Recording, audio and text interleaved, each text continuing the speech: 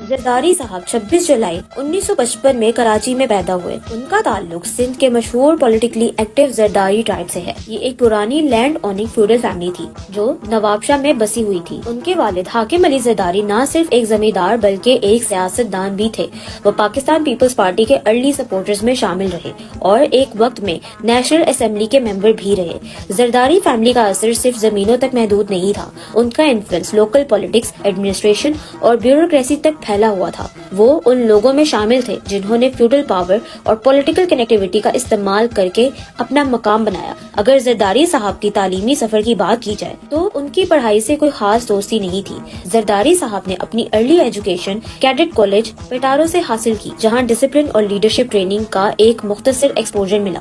اس کے بعد انہوں نے کچھ وقت لندن میں بھی گزارا، لیکن ان کی ایکیڈیمک کریڈینشلز اتنے پرومیننٹ نہیں رہے۔ اگر بات کی جائے ان کی جوانی کے دور کی تو وہ بھی کافی زیادہ شاہانہ تھا، اور ان جوانی کے دنوں میں ہی آصف علی زرداری میں سیاست کے حوالے سے انٹرسٹ ڈیولپ ہونا شروع ہوا۔ زرداری کی ہابیز کافی ڈائیورس تھیں، جن میں سب سے پرومیننٹ پولو کا شوق تھا۔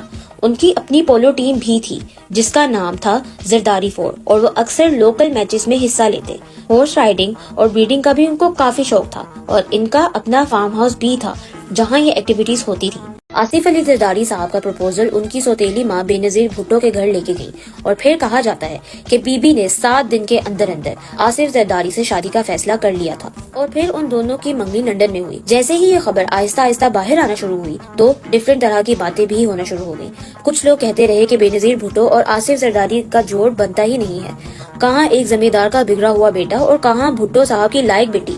کچھ کہتے تھے کہ یہ شادی ایک ڈیل کے تحت ہو رہی ہے اور اس کے پیچھے ضیاء الحق کا ہاتھ ہے۔ خیر، باتیں تو بہت ہوئی، لیکن ان سب کے باوجود بی بی نے ان سے شادی کا فیصلہ کیا۔ یہ بتایا جاتا ہے کہ بی بی نے شادی کے لیے ہاں کرنے سے پہلے 2 کام کیے۔ پہلا، انہوں نے زرداری صاحب کو اپنے اس ملازم سے ملوایا جس پر مخالفین کی طرف سے کوڑے برسائے گئے تھے۔ انہوں نے کہا کہ بھٹو کے تو ملازموں کو بھی بہت کچھ سہنا پڑتا ہے، آپ ان کی بیٹی سے شادی کرنا چاہ رہے ہیں، کیا آپ یہ سب برداشت کر پائیں گے؟ انہوں نے کہا، میں ہر مشکل کا مقابلہ کرنے کے لیے تیار ہوں۔ دوسرا، بی بی نے آصف زرداری صاحب کو کسی بزرگ سے بھی ملوایا، اور اس کے بعد 18 دسمبر 1987 کو دونوں نے شادی کر لی۔ یہ شادی کسی عام کپل کی شادی نہیں تھی، یہ ایک ہسٹورک اور ہائی پروفائل ایونٹ تھا جس نے صرف 2 انڈیویجولز کو نہیں بلکہ 2 پولیٹیکل لیگیسیز کو جوڑ دیا تھا۔ آصف علی زرداری اور بے نظیر بھٹو کی شادی میں اس وقت کی بہت سی مشہور شخصیات نے شرکت کی۔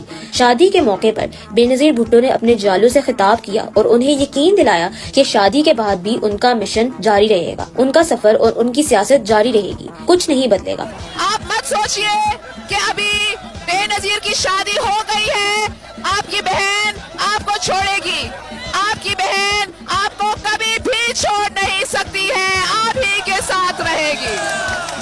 2007 میں ایک پولیٹیکل ڈیل جسے نیشنل ریکنسائلیشن آرڈیننس یا NRO کہا جاتا ہے کے بعد بے نظیر پاکستان واپس آئی تاکہ الیکشنز میں حصہ لے سکے، مگر واپس آتے ہی سیاسی ماحول اور زیادہ ٹینشن کا شکار ہو گیا، اور پھر اسی سال ایک سیاسی جلسے کے دوران بے نظیر بھٹو کو شہید کر دیا گیا۔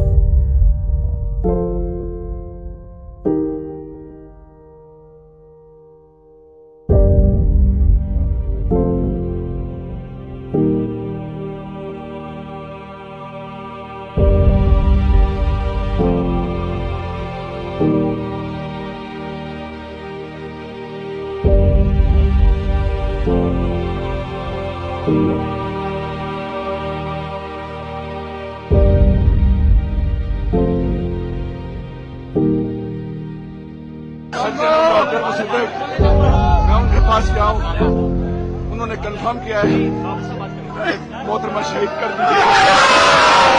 My children are small, my children need me. Am I there for them? And that really makes me worry from inside. But then I think that what I'm doing is very important, and that when they grow up, they'll understand it. Are you afraid of that? No. For me, death is a continuation of life's journey. ایک ایسی شخصیت جو ہر سیاسی crisis کو مفاہمت کے ذریعے اپنے فائدے میں لے جاتا ہے، جس کے ٹائٹلز میں مسٹر 10%، مفاہمت کا بادشاہ، دی کنگ میکر اور پتہ نہیں کیا کیا شامل ہے۔ دیکھیں گے ہم کہ کتنے دن آپ چلتے ہیں، ہم آپ کو نہیں گرائیں گے، گرنا آپ نے خود ہے۔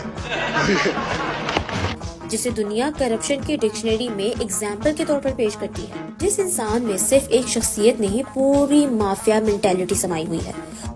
नहीं, ऐसा दिल रखते ही नहीं है कि टूटेगा.